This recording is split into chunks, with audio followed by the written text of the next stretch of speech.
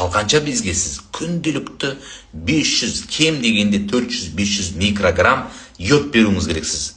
Егерде ол йод ағзасына түспей жатса сізге, демек сізде гипотиреоз деген диагноз пайда болады. Гипотиреоз. Гипо деген жетіспей жатыр.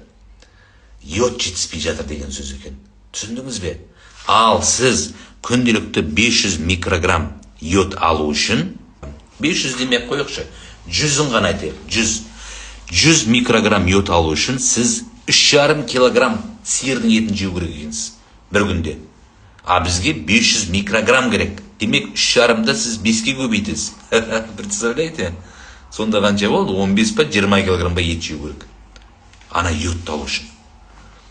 Жапондар бір күнде 1500-1600 микрограмм йод жейді екен, қолданады. Соның нәтижесінен йод мықты түсіп отырса адамда, бірінші ойы өткір болады. Ой өткір болады. Дамуы, мидың дамуы, ойлау қабілеті. Ғылым ғой, ғылым. Сол үшін де йодқа жақын, море продуктіге жақын жапондар, басқа да мемлекеттердің ойы өткір болып, баланың дамуы, ойының дамуы күшті болатын сондықтан екен.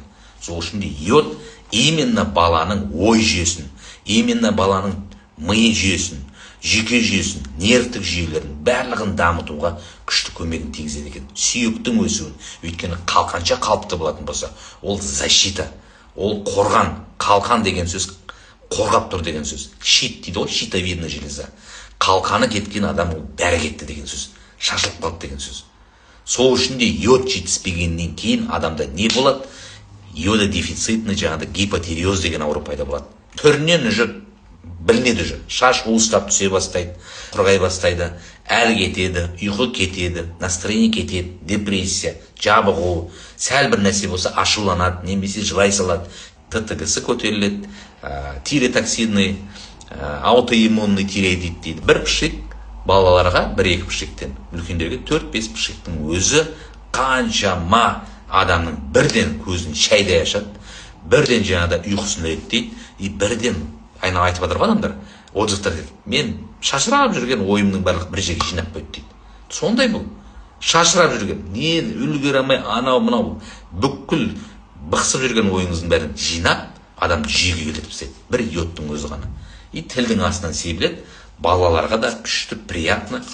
Даже мынаны бет жоғары болып қоймасаңыз, балалар қайда-қайда келіп себеді екен. Себебі неге?